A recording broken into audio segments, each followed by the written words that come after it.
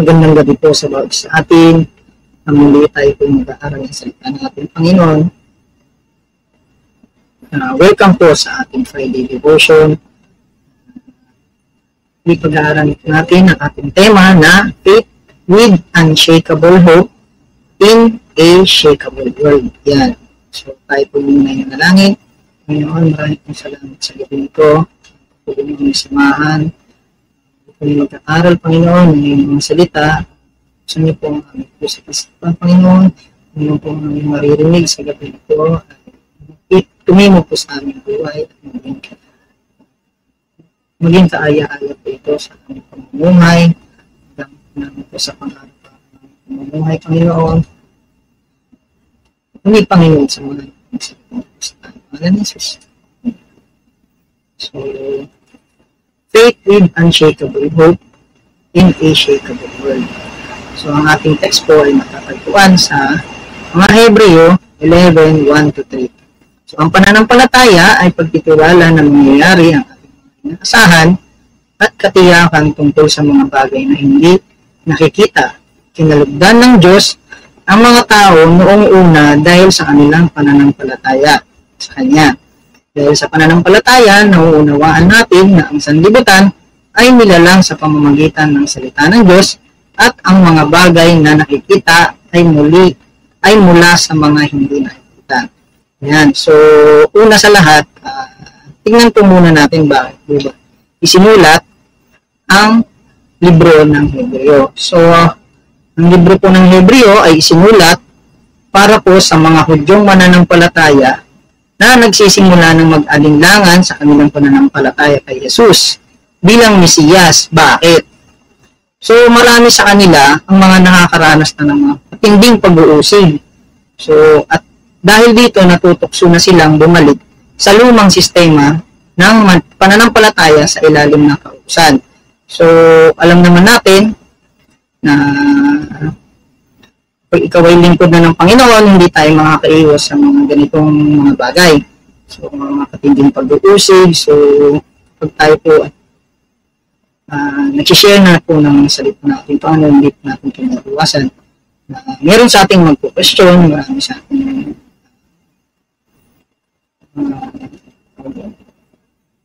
nagtatanong kung ano ba yung isinishare natin tungkol sa ating Panginoon. So, marami tayong mararanasan na ganyan. So, noong una panahon, nag-aalinlangan na sila na kung si Jesus ba talaga ay Mesiyas. Kasi nga, sa pag-share nila ng salita ng Panginoon is nakakaranas sila ng mga ganitong bagay. So, hindi nila alam kung totoo ba talaga ang ating Panginoon Jesus. So, points. So, ito pa po yung mga mababasa po natin sa libre po ng Hebreo. So, bagong uri ng saserdote. So, in English, to show the superiority of Christ. Ayan.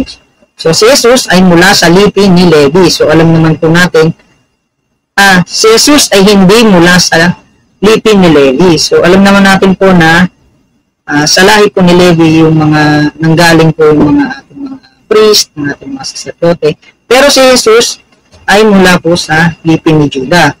Ngunit, sabi sa Hebreo 7, sinasabing siya ay saserdote, ayon kay Melchizedek, isang walang hanggang saserdote. Hindi dahil sa lahi, kundi sa kapangyarihan ng buhay na hindi nagwawakas. So, ayun, si Jesus daw yung pinaka walang hanggang saserdote natin. Siya yung pinakamataas kaysa lahat ng saserdote. So, pangalawa, handog na sakdal, perfect offering. In English, perfect offering. So, sa Hebreo 9:12, minsan lamang pumasok si Kristo sa dakong kabanal-banalan at ito'y sapat na. Ayan. So, hindi dugo ng mga kambing at buya ang kanyang inihandog, kundi ang sarili niyang dugo. Yun. So, upang magkaroon tayo ng walang hanggang kaligtasan.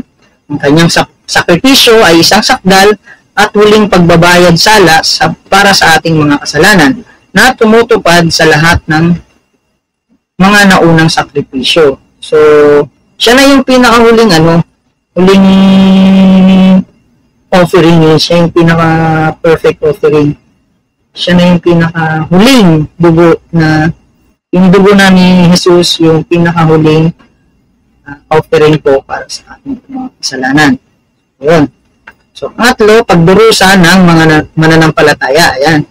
Dito na yung papasok yung persecution and suffering. So, sila ay dumaranas ng paggigipit at pag-uusig dahil sa kanilang paniniwala kay Jesus.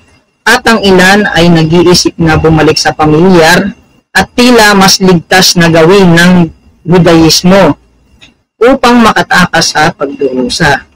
So, dahil hindi pa ganap na naipapakita ang kanyang pagiging hari, ang tagasunod ni Kristo ay inaasahang magtiis. So, tayong mga Kristiyano, tayong mga tagapagpalaganap ng salita ng Panginoon, hindi natin maiiwasan talaga ito. Mga ganitong bagay, persecution and suffering. So, alam naman natin na pagdating ng panahon is talagang dito po tayo dadaan. So, nakahanda po ba tayong panindigan? Papanindigan po ba natin ang ating pananampalataya sa ating Panginoon? Ayun po, di ba? Handa ba tayo? Handa ba tayo? Manindigan. Yung po yung tanong doon. So, pang-apat po, upang hikayating magtiyaga. Ayan. To encourage perseverance. So, yun. Nandun na rin yung sa una na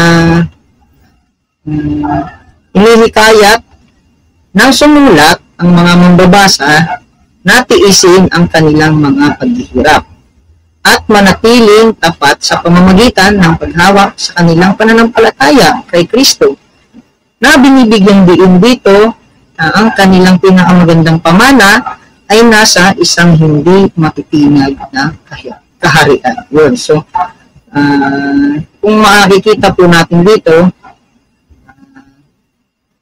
yung pinaka-promises dito is wala po talaga sa lupa, kundi nasa hindi matitinag na kaharian. So, saan ba yun? Sa kalangitan. Sa langit.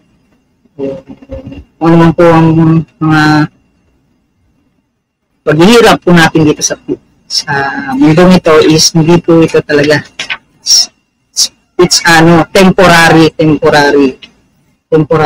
lahat talaga. So, ayon sa Hebreo 12:2-3, ituon natin ang ating paningin kay Jesus na siyang pinagmulan at kabuuan ng ating pananampalataya. Isipin ninyo ang tiniis niyang paghamak upang hindi kayo manghina o mawalan ng pag-asa. So, alam naman natin yung paghihirap ng ating Panginoong Jesus para lamang po tayo ay mailigtas sa ating mga kasalanan. Hindi magkaroon po tayo ng banal na koneksyon sa ating Panginoon. Dahil po sa kanyang dugo is natawag po tayo ng anak. Nalinis po tayo sa ating kasalanan. Yan po yung pinaka the best perfect offering po na may offer po sa ating Panginoon. So, pag-asa sa hinaharap. Hope for the future. Yan, nandito rin po nakasaad dyan. So, nakita po naman natin sa ating tema na yung hope. Nandito po siya. So, darating ang araw na maghahari si Kristo. Sa ngayon, ang mga mananampalataya ay tinatawag na magtiis, magtiwala at manatiling tapat. So, paulit-ulit. So, paulit-ulit tayo dun sa pagtsatsaga at yung pagtitiis habang hindi pa po ganap ang paghahari po ng ating Yesu Kristo. So, ito na po yung pinakahuli. Para maiwasan ang deconversion. So, to avoid deconversion. Ano po ba yung muna yung deconversion? Malaking pagbabago papunta sa iba pa or paglipat o pagbalik sa dating kinaugalian na nila. So, yun po yung unang natin yung kung bakit po sinulat yung Hebreo. Na parang inaano na nila, binabalak na nilang bumalik sa kanya kinaugalian nilang pananampalataya na sa kautosan po ng Judaism. So, upang pigilan ang mga nag-aalinlangan na mananampalataya na talikuran ng kanilang bagong pananampalataya. Nagbababala ito laban sa pagtalikod kay Kristo at binibigyang diin na ang kaligtasan ay matatagpuan lamang sa pamamagitan niya. Yun. So, na kay Kristo pa rin po. Na kay Kristo ang ating kaligtasan. So, hindi po dapat tayo mawalan ng pag-asa at bumalik po dun sa ating dating pamumuhay na noong hindi pa tayo nakakilala kay Kristo. So, patuloy lang po tayo natin ituon po ang ating paningin patungo po kay Kristo. Pag po nating intindihin ang mga nasa paligid natin dahil ito po ay isang temporary lamang. Mula po dito ang tunay na pamana po sa atin.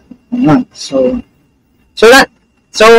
balikan po natin yung ating chapter 11 po.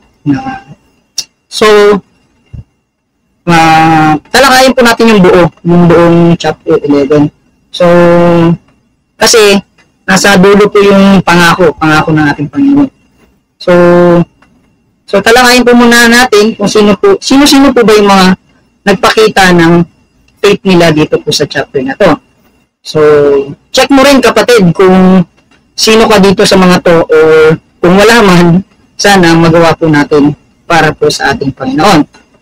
So, si Abel, brought God a better offering than Cain. So, matatagpuan po natin yan sa verse 4. So, ikaw kapatid, ano na yung better offering na naibigay mo na kay? Ito ba ay offering na sa lapi? Hindi kailangan ni Lord yan. Kung ang buhay mo kaya ang i-offer mo sa akin. So, yung maganda. Kung naibibigay mo yung mga tithes and offering mo, pero labag naman sa kalooban mo. So, ang pangit naman tignan nun, diba? Nag-aaling lang ito. So, si Enoch, yan, walk in righteousness in sight of God. So, tinawag siyang walking with God, si Enoch. Yan. Verse 5, lumalakad ka ba? Matatagpuan siya sa verse 5. So, lumalakad ka ba kasama ang Panginoon? O lumalakad ka kasama ng mga taong makumunod? So, naisin natin na lumakad sa kasama ang ating Panginoon. Sa likod ng ating Panginoon. So, huwag nating naisin na lumakad sa makumundong mga bagay.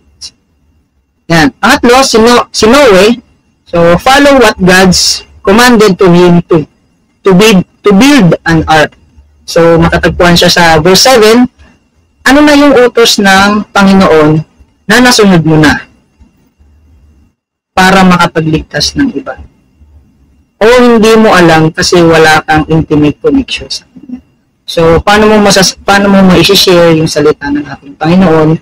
Paano mo masasabi sa isang tao na, Brad, magkaroon ka ng intimate connection sa Kanya, sa ating Panginoon, kung ikaw mismo is hindi mo alam kung paano gawin yung intimate connection yun. So, diba?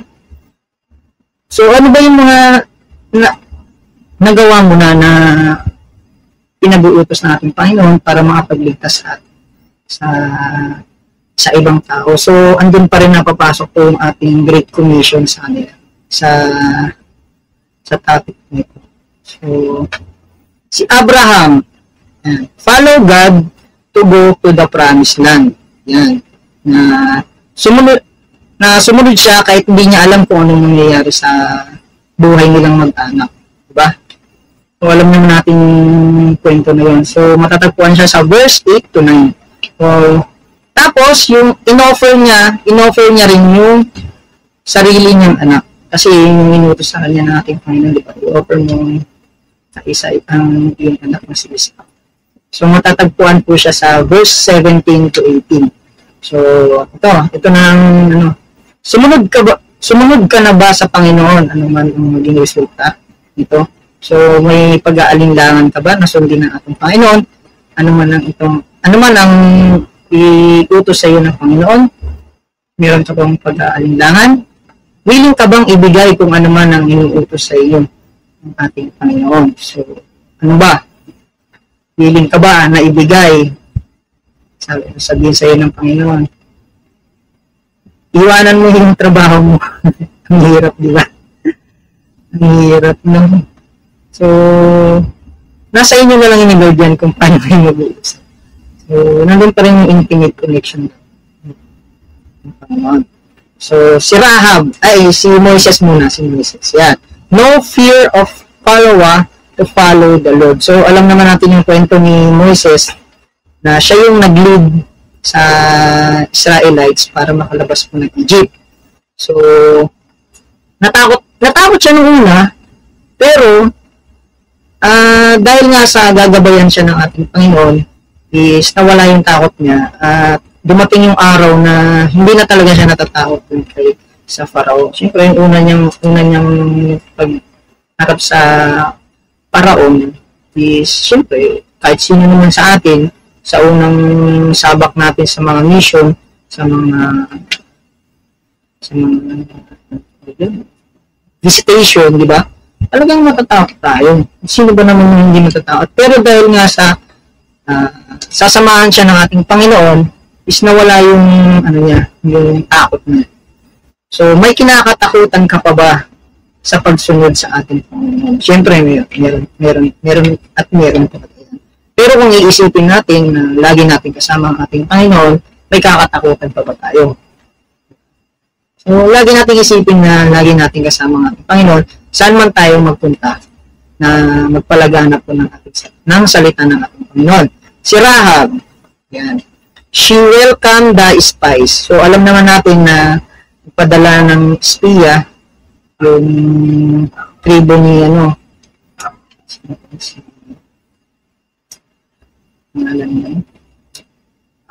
si Gideon, yan, si Gideon. So, nagpadala siya ng espiya sa Jericho, sa loob ng Jericho. So, winelcome ni Rahab yung espiya na yun. So, handa ka bang So, matatagpuan nito sa verse 31. So, ang tanong dito is, handa ka bang alagaan, protektahan, at itago ang mga alagad ng Panginoon pagdating ng araw na kailangan? So, sa ngayon pangalan siguro, hindi ko alam kasi may ilan sa atin na naaalala lang ng ang ating mga pastor, ating mga pastora. Minsan, sabi nga ni Pastor Dante, na dalawang lang yung naaalala natin ng ating mga pastor pag birthday natin. Pag birthday natin, magpapapray tayo, yun. Tapos, pag may namatay sa atin, doon lang natin sila maaalala. Kung kailan yung mga bagay na yun. Dapat, araw-araw natin isipin, ano ba yung kalagayan ng ating mga pastora, kung okay pa ba sila. Kasi, sila rin naman yung nag-aalala rin sa atin na kung ano yung kalagayan ng bawat isa sa atin. So, ibalik din natin sa kanila yung kung ano man yung kailangan nila. Kailangan din naman nila ng prayer. Diba? So, handa ka bang alagaan, protektahan at itago ang mga alagad ng Panginoon pagdating ng araw na kailangan? So, reflect po natin yan. Hindi lang dapat tuwing birthday lang natin o kaya may namatayan sa atin. Tsaka natin maaalala na meron tayong pastor na nagpipray para sa atin. Kailangan din naman nila nag-pray. Okay? Sunod, ayan. So, binanggit din dito sina Gideon, Barak, Samson, Jephthah, David, Samuel, at iba pang mga propeta. So, alam naman natin kung ano yung mga ginampanan nila nung sa Old Testament na sila yung sumakop sa mga, tapos marami silang kagaya niya ni David, si Goliath. So, tinalo niya si Goliath. Si Gideon naman yung sa Jericho nga, yung kanina, yung kinuwin ko. So, yan. They conquered kingdoms, administered justice. So, ibinalik niya yung justice na para po sa mga Israelita. So, and gain what was promised. So, kinuha lang nila kung ano man yung pinangako ng Panginoon sa kanila na lupain. So, whose weakness was turned to strength. So, bawat isa sa kanila may mga kahinaan. So, si Gideon, hindi naman talaga siya, di ba? Hindi naman talaga siya part ng soldier. Tapos, si Samson, syempre, alam naman natin na kay Lord lang nanggagaling talaga yung niya, hindi naman talaga dun sa people. So, si David, kung natatandaan po natin, yung natalo niya po si Goliath, siya po ay bata pa noong panahon na yun. So, hindi naman sa walang kakayanan, pero kay Lord niya kinukuha kung ano man yung lakas na nanggagaling sa kanya. So, yeah. Dahil nga sa kanilang kahinaan, naging naging talakasan to dahil sa ating Panginoon. And will become powerful in battle. So, yan, matatagpuan to sa verse 32 to 34. Handa ka bang sakupin? Ito yung tanong. Handa ka bang sakupin ang lugar na nais ipasakop sa iyo ng Panginoon? Handa ka bang pumunta sa isang lugar at ipaglaban ang paniniwala mo sa ating Panginoon? Sa kabila ng ikaw ay mahina. So, alam naman natin, bawat sa atin is may kahinaan talaga. So, pero, yun nga, kung hihingin natin ang kalakasan na nanggagaling sa ating Panginoon, wala naman pong imposible ito. Okay? So, ito yung they all have sacrifices to test and show their faith. So, without faith, all of these are nothing to God. Lahat ng ito ay hindi magiging kalugod-lugod sa harap ng Panginoon kung ikaw ay walang pananampalataya. Hindi maaaring kalugdan ng Diyos ang walang pananampalataya sa Kanya, sapagkat ang sino mang lumalapit sa Diyos ay dapat sumampalatayang may Diyos at siya ang nagbibigay ng gantimpala sa mga humahanap sa Kanya. So, yung sabi sa verse 6. So, lahat ng mga pinagagawa natin, lahat ng mga sakripisyo natin sa ating Panginoon is baliwala ito kung walang pananampalataya. Kung hindi natin alam kung sino yung pinaglilingkuran natin. Kasi, sabi nga doon, ng pananampalataya ay yung mga hindi mo nakikita, di ba? So, si Lord, hindi naman natin nakikita, pero tayo po ay naglilingkod sa Kanya. Pero kung hindi natin alam, kung sino man po yung pinaglilingkuran natin, sino man po ang pinag-aalayan natin na ating mga pinaggagawa tuwing Sunday, tuwing araw-araw, kung mayroon man tayong Bible reading, devotion, di ba? So, baliwala po itong mga ito kung hindi natin alam kung sino po yung pinaglilingkuran natin. So, dapat po, magkaroon po tayo ng intimate connection. Tapos, yun nga, mga pinag-aralan mo po natin yung mga last week, mga nakaraang linggo. So, intimate connection, tapos magbasa po tayo ng ating mga Bible para po maintindihan po talaga natin kung sino po talaga yung pinaglilingkuran natin. So, paano ba natin malalaman na walang pananampalataya ang mga ginagawa natin? So, define mo po muna natin yung faith. So, faith is relying on God. So, yung mga example ba natin kanina, nag-rely ba sila kay God? Kay Lord? Yes. Kasi di nila alam kung anong nangyayari sa kanila sa hinaharap sa pagsunod nila kay Lord. Ang alam lang nila ay may Diyos silang maaasahan, masasandalan, anuman ang pagdaanan nila or maging consequence ng pagsunod nila sa ating Panginoon. At umaasa silang mangyayari ang unshakable hope. So, refers to a firm and confident expectation of a future good. So, more on material or makamundo. Regardless of current challenges or circumstances. So, ito yung mga ini-expect mo for the future good. So, ito yung siguro yung mga magandang buhay, magandang pamumuhay, magandang bahay, malaking bahay. So, regardless kung ano man yung mga pinagdadaanan mo ngayon, kahirapan o pagdurusa, okay? Yung mga example mo natin sa kanina ay nag-hope din sila ng magandang resulta sa mga pinagagawa nila. Pero, dahil nga sa shakable world, refers to the temporary and unstable nature of earthly things, in contrast with the permanent and unchangeable nature of God and His kingdom. So, yung shakable world is nagre-refer siya dun sa yung mga temporary na nandito po sa ating mundo. Kabaliktaran po ng sinasabi ng ating Panginoon na pangako na unchangeable nature of God and His kingdom. So, lahat, ang shakable world is puro po talaga temporary. Temporary things na nandito po sa mundo. So, yung kabaliktaran po siya nung ipinangako po sa atin ng Panginoon na sa langit po, sa kanya pong kaharian. So, lahat sila ay nakaranas ng di magagandang bagay sa mundo ito. Inggit, takot, hirap, pag-aalinlangan.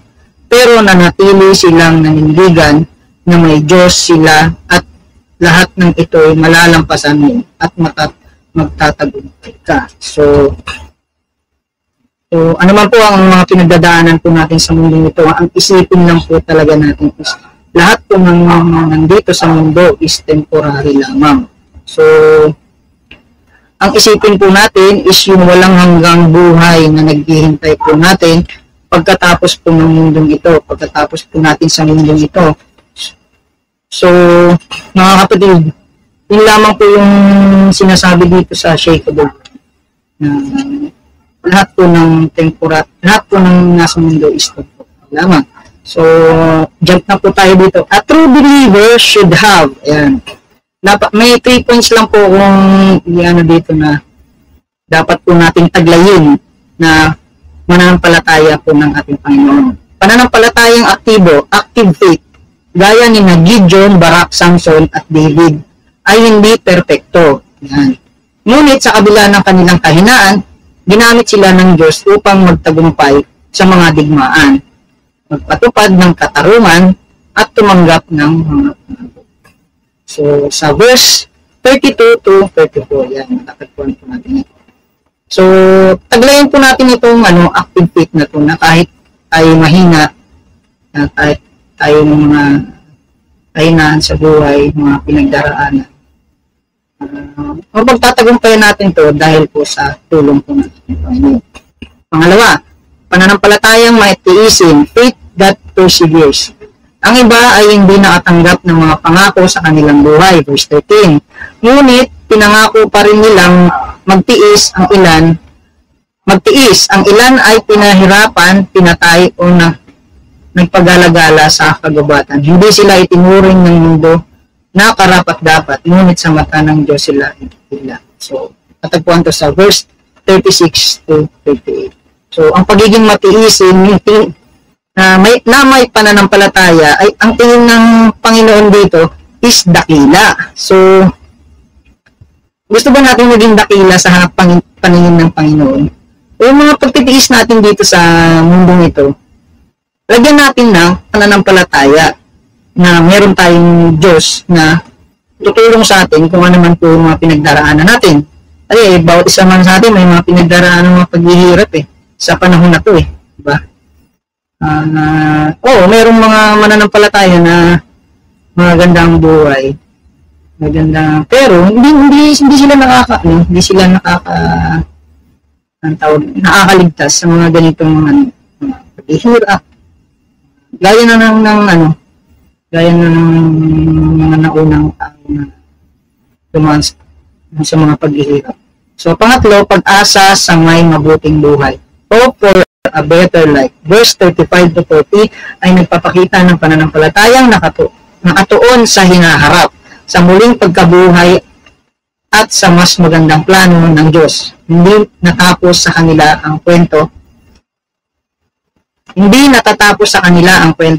Tayo, bilang mga tagasunod ni Kristo, ay bahagi ng katuparan ng pangakong iyon. So, hindi lamang po sa mga naunang tao, hindi naman po sa mga Hudyo, na kalaan po itong pangakong ito, kundi po sa lahat, sa ating pong lahat ng mga mananampalataya. Ito po ay sabi po sa verse 35 to 40. Ayan. So, dito po, ayan, meron po ako ditong sa sa chapter po natin na ito. Dito ko po nakita dito po pinakita sa atin ng Panginoon yung kung saan po matatagpuan po yung faith with unshakable hope in a shakeable world. So, silang lahat ay namatay na may pananampalataya. So, yun, diba, natalakay naman na po natin yung faith kanina.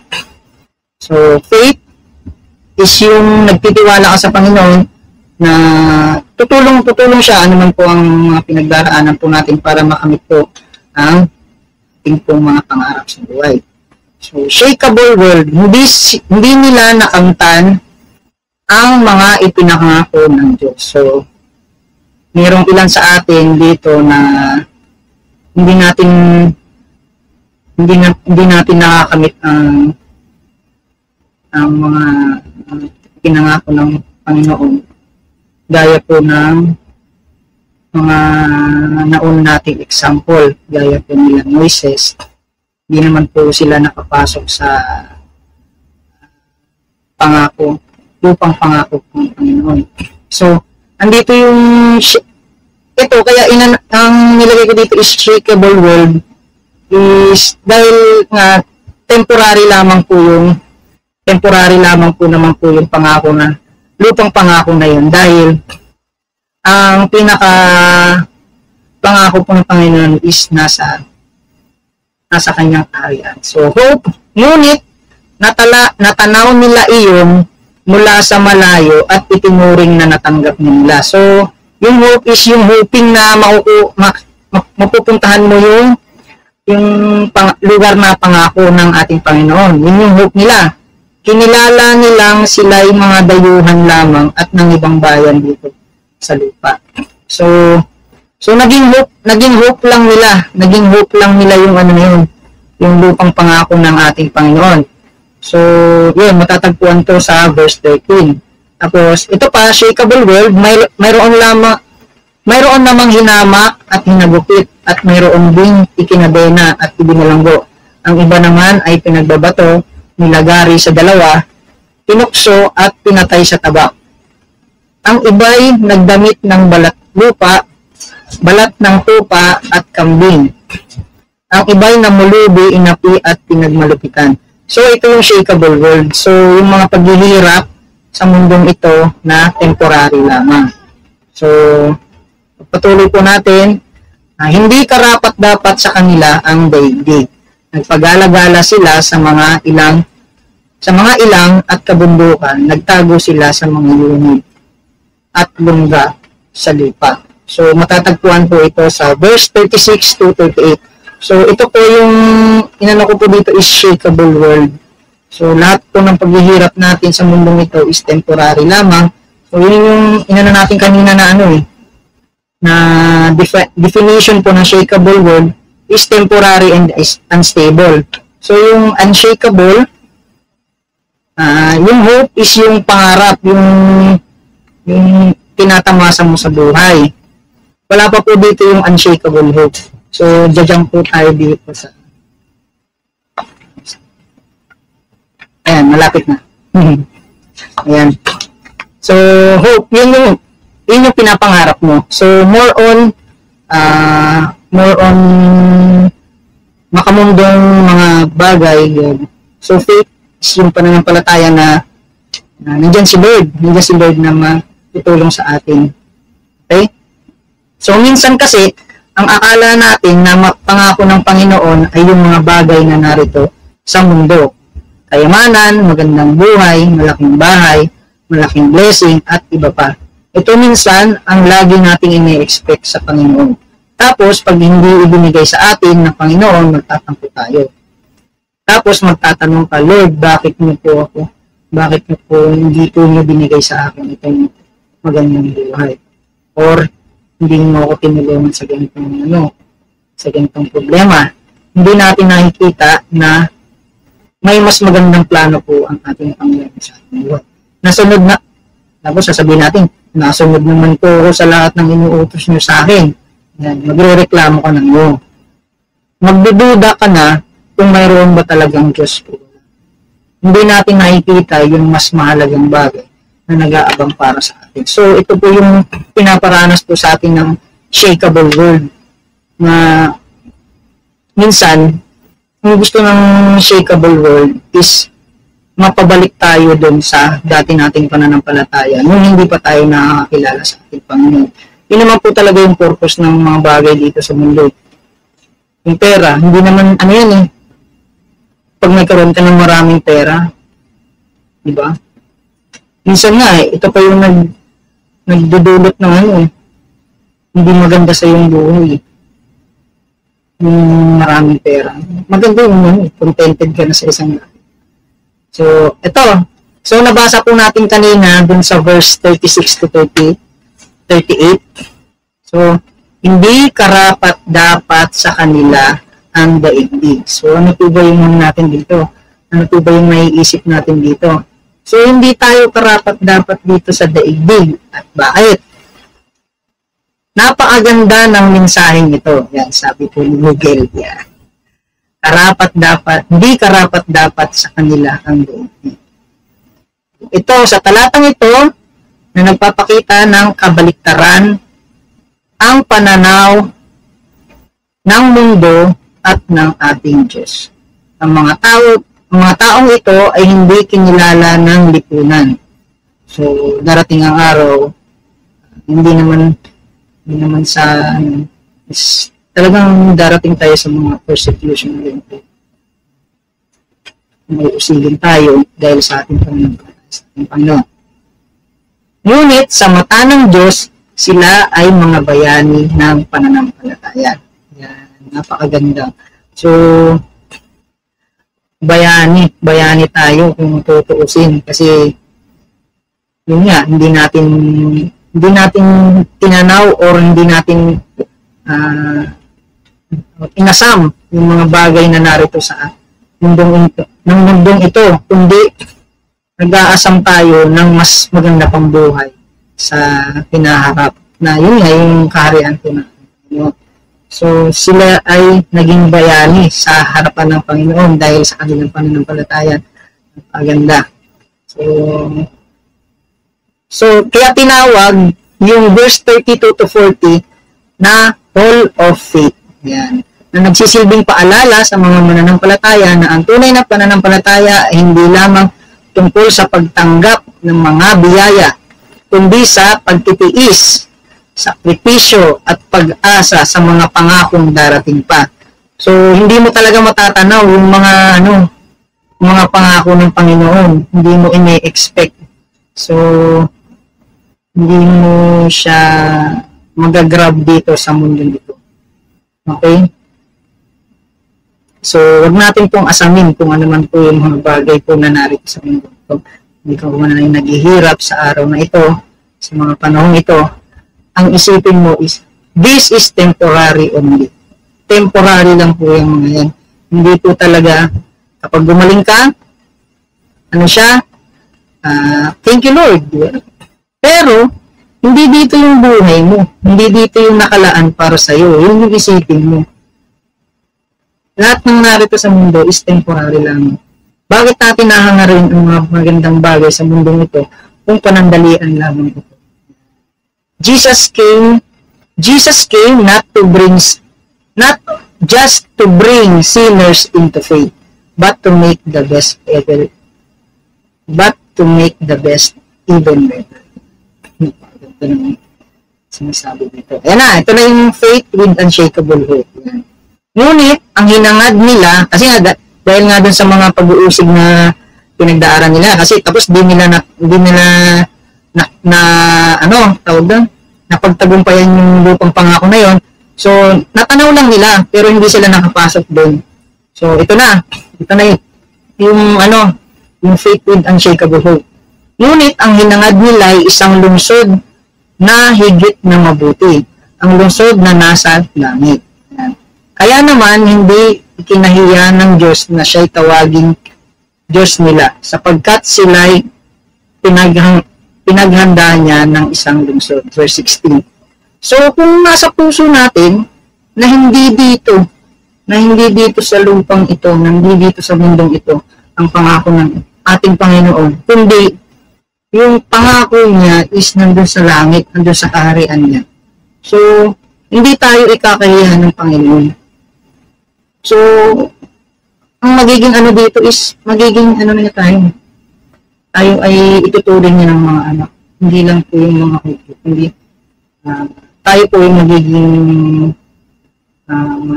ituturing niya na tayo ng mga anak. So, hangarin po natin. Huwag po natin hangarin yung mga bagay na narito po sa mundo ito. Kung tayo man po mga nakakaranas po ng mga paghihirap, it's only temporary po. Hangarin po natin yung mas magandang buhay na nakalaan po sa atin sa kaharian ng ating Panginoon.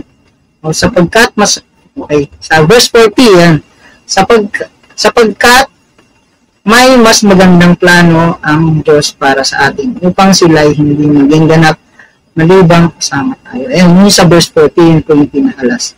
So, ito lang po yung magiging ko sa atin ay iwan kong huling mensahe. Huwag sukatin ang pananampalataya batay sa tagumpay o kaginhawaan. Sa halip, ito ay nakatugat sa katapatan sa Diyos. Kahit sa gitna ng pagdurusa, ang tunay na gantimpala ay hindi laging nakikita sa buhay na ito, kundi sa darating na kaharian. So, yun mga kapatid. Ang pinaka natin dito is dito po sa shakeable world na ito. Lahat po nang narito is temporary lang. Kasamin po natin kung ano ito yung better na pangako sa atin. Yun lang po mga kapatid. God bless you po. Tayo po muna yung manalangin. Panginoon, salamat po sa mensahe ito na pinagkakalit sa aming Panginoon. Lord, ano man po yung mga pagkatanan po namin. Ito po galing po sa inyo, Lord.